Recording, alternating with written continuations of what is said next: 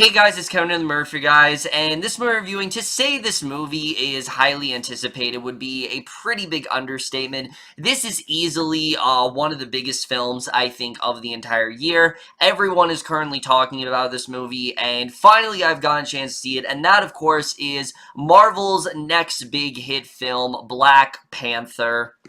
And what Black Panther is essentially about is we center on the character of T'Challa roughly a few, I want to say like a few months after the events of Civil War. He has come back to his home Wakanda, where he is basically told that obviously his father has died and he is now taking over as the king there, and he's already kind of grappling with how to handle that. But things get even more complicated when a new adversary comes up in the form of Eric Killmonger, who attempts to overthrow T'Challa, and basically T'Challa has to figure out how to really balance all this, and that's really all I'm gonna say.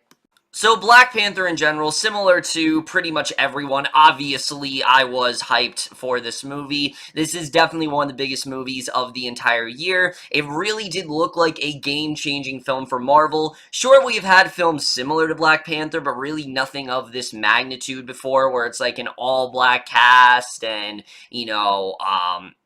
it's really embracing a different sort of culture. We really have not seen something like that in a superhero movie, and I was very excited to see how Black Panther did embrace that. I really love the character in Civil War, and I was really hoping this would be a really great standalone film. And not only is it a great standalone film, but it is quite possibly one of the best films I have ever seen from the MCU. Everything that everyone has told you about Black Panther is absolutely true. This is a true masterpiece from Marvel that is easily one of their best films to date, and there are many reasons for that, and we're going to get into right now, starting off with the cast. And similar to many recent Marvel films, one of the biggest strengths of this movie is the cast. Everyone here is very well casted. There's not a single bad performance to be found in this movie. Honestly, everyone really is on their A-game.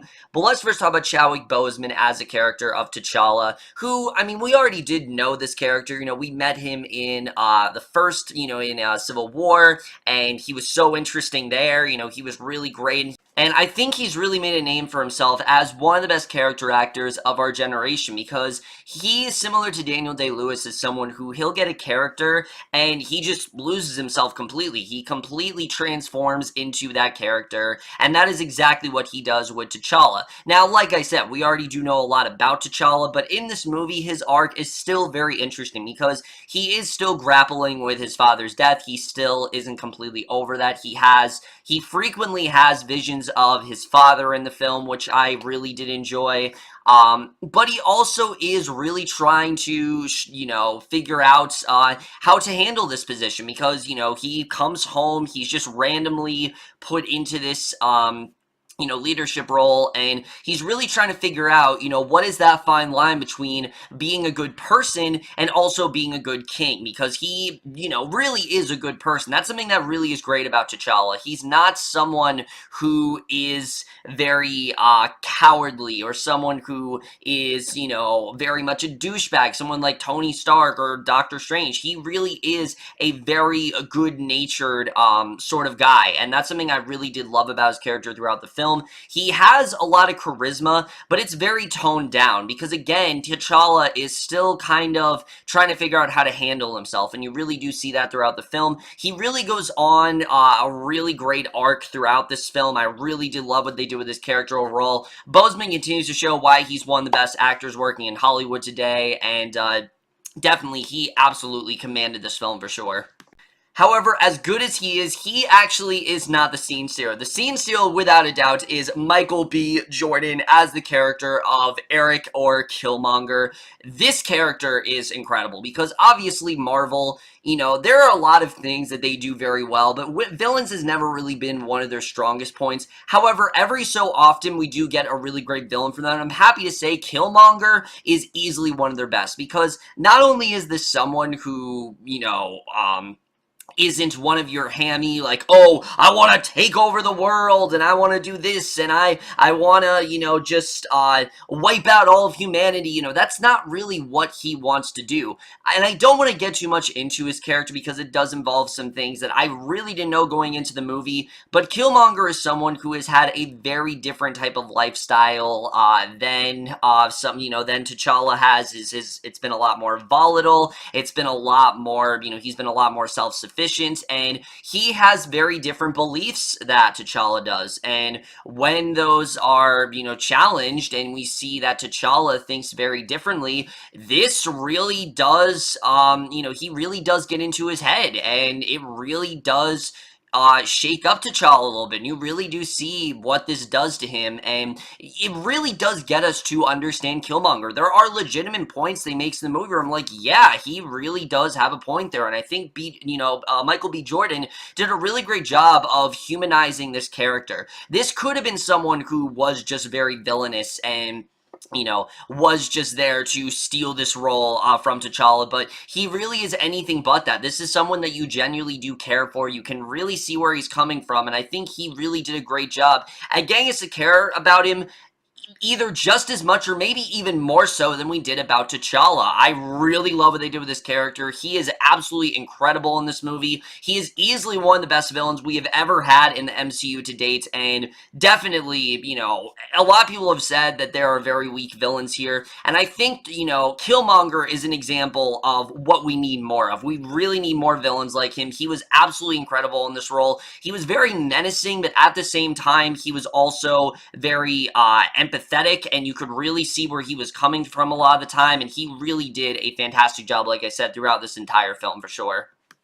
Someone else I really do want to credit, though, is Leticia Wright as the character of Shuri. I really enjoyed this character. She's someone who, sure, she doesn't have, I think, as big as an arc, as someone like T'Challa or Killmonger, but she is still a lot of fun. She very much works as the comedic foil in this film. She builds a lot of the weapons and, a lot of the technology that they have in Wakanda, and I thought her character was just a lot of fun.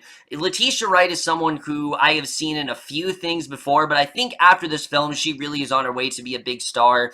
She's in Infinity War. She's going to be in Ready Player One this year. She's got a lot of potential as an actress for sure. I definitely do want to see her in a lot of stuff. She has some serious comedic chops, but also had some really great scenes. Some of the best scenes, actually, are just between her and T'Challa. They really have a great relationship, and I really did love where they took it throughout the film. She really did an incredible job here. I thought she, as well, was fantastic.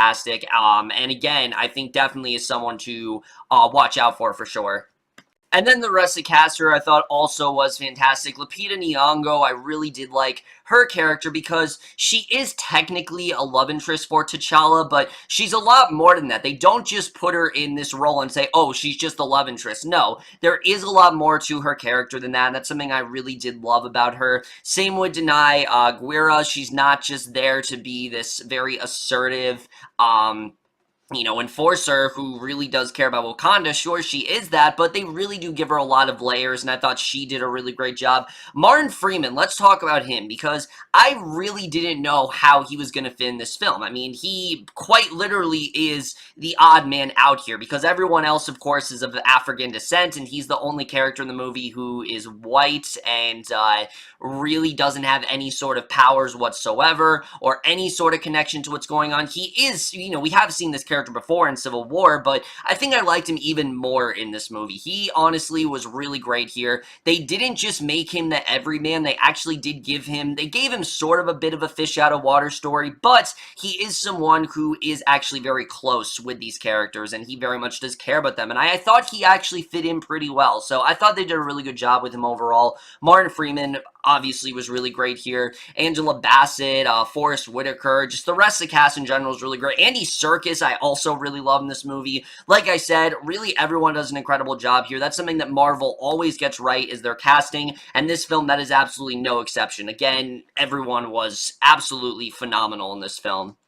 So now let's get to the directing and the writing, because as much as I do love the acting in this movie, the directing and the writing, that's what really makes this film, I think, the stepping stone for Marvel that it really is. Because the directing here by Ryan Coogler, sure, there are definitely, some themes and I think some, tones in this film that are similar to other MCU films we've gotten. We do have some really witty, quippy dialogue. We do have, a lot of exposition and things like that. These characters, are, going through these heroic situations, but the tone feels a lot different here. It doesn't really feel like a Marvel movie. Sure, there are times where it does, but as a whole, this really does feel like its own thing. It feels very much like a sort of African-esque film. It's got this real epic feel to it, and I really did love the directing in this film. It is also significantly darker than other Marvel films we've gotten. It is definitely one of the darkest, I think, in the entire MCU.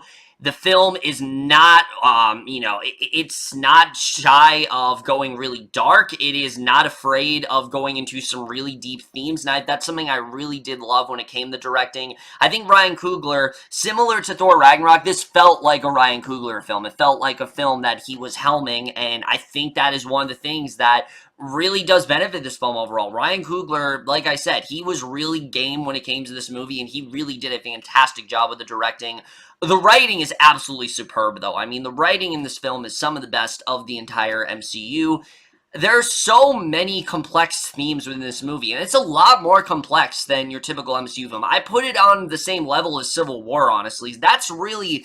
Sure, there have been some films that have dealt with some heavy themes, but Civil War, up to this point, has really been the only film that has dealt with very complex stuff, and this film in particular really does get into that. I mean, the film deals... it's this grandiose story, and it deals with things like loyalty and corruption and greed and power.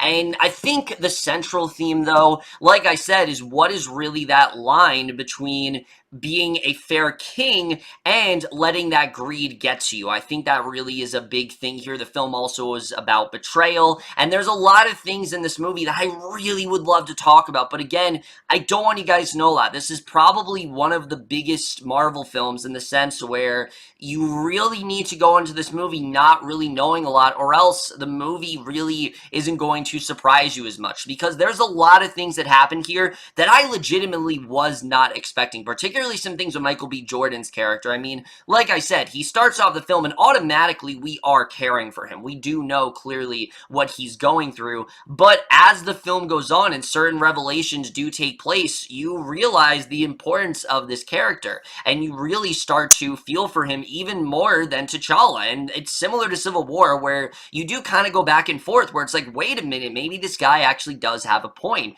Maybe he actually does have some legitimate concerns here, because, the biggest thing in the film, the biggest argument that he has is that they have all this technology where they're able to basically heal someone instantly with vibranium and things like that, and he really wants them to use this, for the good, and he wants this to be, he wants this to be accessible pretty much for all of the world, and he doesn't want it to just be them, have it for them on this one particular island. He feels they're being a bit selfish in that way. And again, when you think about it, it really does make a lot of sense. I can totally see where he's coming from in that regard, and that really does get you to care for his character. And again, when you're talking about a villain and you're actually sympathizing with him and you're actually understanding his motive, that's when you know you have a very well-written villain. And I think Marvel really needs to take note of this, because this is exactly what we need, when it comes to a villain. I think they did an incredible job with that. But the other thing this film, I think, definitely has a huge advantage with is, for T'Challa as a character, we already know him. So the film doesn't have to go through a lot of backstory. If, we didn't get as much as we did in Civil War, we would have gotten into the whole, oh, this is how his father was killed, and this is what he was going through, and here's who he really is. This is why he's become the Black Panther. This is all stuff that we already know, and I'm glad that Civil War did away with all of that origin stuff, because this film, again, really does stand out on its own in that way. It makes you feel like you already know this character, but it's not something where I think you need to watch Civil War in order to understand this film, because the film does re-explain to you, but it doesn't feel the need to, like, beat you over the head with exposition every 5 seconds, and that's something I definitely really did enjoy about it overall. I think that was definitely one of the biggest strengths of this film, is the fact that, like I said, it is fairly standalone, and I think that really does help it overall. Also, just the world building of Wakanda in general is some of the most intriguing stuff we've seen in the entire MCU. I mean, like I said, this is a continent in which constantly these characters have this technology accessible to them. Anytime someone's hurt, anytime someone's wounded, they use this to their advantage. They have all this kinds of gadgets and all these different contraptions, and it was just really creative to see. They really went all out when it came to the world building, and that's something I really did love. I've heard some people also say that this is very similar to Roots, and obviously not in the slavery sense. You know, while it doesn't sound like the most accurate comparison, I do think it is legitimately similar in terms of the culture, because one of the best things that Roots did, besides, like I said, the whole slavery thing, you know, which is what it's known for, is that it really does show you the African culture, and this film is very similar to that. Not only does this film feel a lot, you know, for lack of a better term, blacker than most Marvel films, it really does embrace the African nature, you know, and basically goes all out with it. I mean, there are scenes that are just them chanting, and you know, his sort of coronation as a king. I mean, that's very African, the way that that's done. There are scenes where they're speaking to each other in, you know, another language, and I really did enjoy that overall. I mean, again, the film really does embrace that African nature. It's not afraid to go into some directions that I really wasn't expecting it to, and I really did love that overall.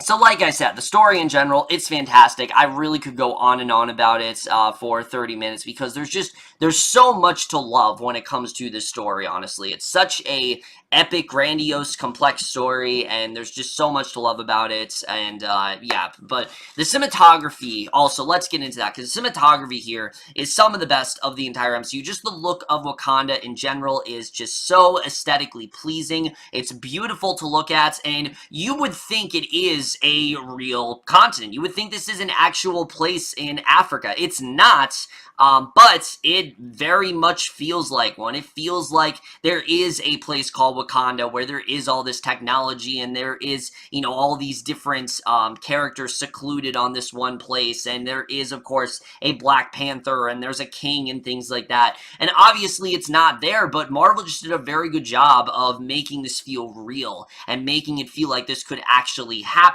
I mean, obviously, you know, the powers and things like that, that's obviously completely unworldly and things, you know, but the whole look and feel of Wakanda, oh yeah, I could absolutely see it being real, and I think they did a really great job when it comes to the cinematography overall. The CGI on Black Panther also looks great. There's a lot of great action scenes in this movie, and a lot of people have said that the action scenes don't really feel that consequential, and honestly, I would agree to a point, but I think that's kind of the one of the points of this movie, because the first act is basically, you know, just T'Challa going through his everyday life, with him kind of grappling with what to really do about this specific, you know, title. How does he really carry himself? How does he really handle it? I mean, obviously, this has just been given to him, and he really doesn't know what to do with it, and, you know, you really do see him struggling through that here, and I think, you know, because of how well that's developed, once the second act comes along and shit really does go down, it is that much more effective. So, the whole complaints of people saying, oh, the first act, nothing really happens, I think that's fine, honestly, because there is a great payoff in the second and third act, and that definitely did very much impress me overall. The climax of this movie is incredible. It really is our first actual battle. Like, we get a full-on battle. They go all out when it comes to the climax, and definitely it did not disappoint whatsoever. I was very impressed with the way the battle was handled, for sure. The score, A lot of people are going to be talking about the score, obviously because of Kendrick Lamar and because of the incredible soundtrack, which the soundtrack, that in general deviates from the MCU. I mean, most of the soundtrack consists of just very explicit rap songs and with very well-known, you know, artists such as Kendrick Lamar or The Weeknd, and that is stuff I very much do enjoy. I really do enjoy the soundtrack to this movie. However, like I said, don't expect that to be as heavily, you know, involved in the film as maybe the movie advertised, because sure, those songs do appear throughout the film, but not to the level of the African score, because like I said, the movie really does have an African feel to it. Ludwig Göransson really did a great job of making this feel like an African film, and I thought his score was very well done. I really did love the way it was handled. Really great score overall. And the editing. The movie is over 2 hours long, and I honestly did not feel a single second of it. I was never bored with this movie. I was into it pretty much the entire time, and I think, like I said, they did a really great job of just keeping it interesting, and especially, like I said, where it goes in the second and third act, it just really did impress me overall. Something else that I really did love about this movie is really its social commentary. I thought something the film did very well is that it is very topical. Yes, it is dealing with a lot of, you know, real-life parallels and things like that. It does make some references, but it never feels like it's preaching to you. It never feels like you must believe this way, you must feel this way, you know. It's not emotionally manipulative in that way. It's a lot more complex than that. It feels like it makes sense with the story, and I thought they did a really good job of, like I said, relating it to a lot of, you know, real-life problems, but not making that the center of every single major plot point in the film. I think they did a really good job with that here, and again, I think that's something that really does impress me. Marvel really knows how to take on these very relevant issues without just making it completely overcrowd the film, and I think they did a really great job with that overall here. And honestly, guys, I've really thought long and hard about this. Is there anything that really bothers me about this film? Not really. There are two small nitpicks that I do have. One is a spoiler, one is not, but I'm going to try to be as vague as possible as I can with this one spoiler. Without really saying anything, towards the end of the film, there is one character that kind of goes through this significant shift in the movie, and it's supposed to be this big moment, and I just didn't 100% buy it. It didn't necessarily bother me. It's just not something I 100% bought into. It just, I don't know if it really needed to happen, because in general, it felt kind of inconsequential. Also, the post-credit scene, not the very post-credit scene, I mean the mid-credit scene, as good as it is, it felt like it should have been at the end of the movie. And I understand it's kind of a dumb complaint, but I legitimately feel like it should have just been at the end of the movie. I don't really know why it was the mid-credit scene. It just felt like something they could have put at the end of the film, and it really would have been fine there. I don't know why they didn't just do that. It didn't really make a lot of sense to me why they didn't put it there. But honestly, guys, the film is so strong that it really is easy to ignore those flaws, because, again, they didn't really bother me. There's really nothing that really bothered me when it came to this film. I'd love to talk spoilers and things like that, but honestly, that would make this video way too long, because I really do have a lot to dive into, and I'm just really not going to do that. So overall, guys, Black Panther is pretty much everything that I hoped it would be. It has all the same elements that have made all the other Marvel films great. You know, it's got the great humor in there. It's got the really, you know, great action scenes, but it also has a very complex, very grandiose story that I definitely really did love. It's got a lot more complex stuff. It has easily one of the best villains to date, some of the best scenes, I think, in just any MCU movie in general, and like I said, I think is really going to catapult Marvel forward from here on out. As you guys know, after Infinity War, Marvel will basically be rebranding itself, and if this is any indication of what we're going to get from here on out, I am definitely 100% on board, because this is everything that I really hoped for, honestly. It is one of the greatest Marvel films to date. Like I said, it really is as good as everyone has truly said it is, and without a doubt, I am absolutely going to give Black Panther overall an A+.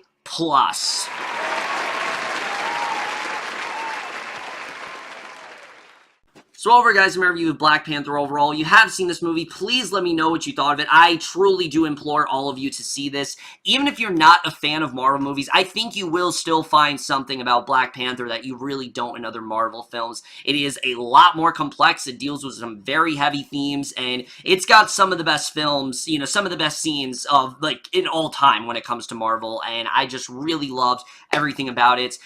Before I do end this video, though, I actually do want to show you guys something. So when I went to see the film, there actually were these Funko Pops where, you know, my theater was and things like that, and where the tickets were, and I initially was going to get one of them, but I actually ended up getting 3. So the first one, of course, you know, we got Black Panther himself, which I am going to open these up. So here is Black Panther, T'Challa himself. Then we have one of the best villains in all of Marvel, you know, Killmonger. And finally, we do have Shuri. So this was definitely really great. I've actually never had a Funko Pop before, so it's kind of cool to start off with these. And lastly, guys, I forgot to say this. I should have plugged this a long time ago, but if you guys don't know, Adam Haskell and I actually did get to meet up last weekend, and we did a collab review for not one but 2 films, both 50 Shades Freed and Peter Rabbit. Check that out on Adam's channel. Very much would appreciate that. Had a lot of fun reviewing those films with him, and I definitely would love it if you guys check that out. But either way, guys, in my review, hope you guys enjoyed. See you guys in my next video, and I will see you guys for that. Okay, bye. And it's like that little bitch. MVP, I don't get no sleep, no, I don't like that little bitch. Bust that open, I want that ocean, yeah, that bite back, little bitch. Do it, bite back, little bitch. Need to like Jack, little bitch.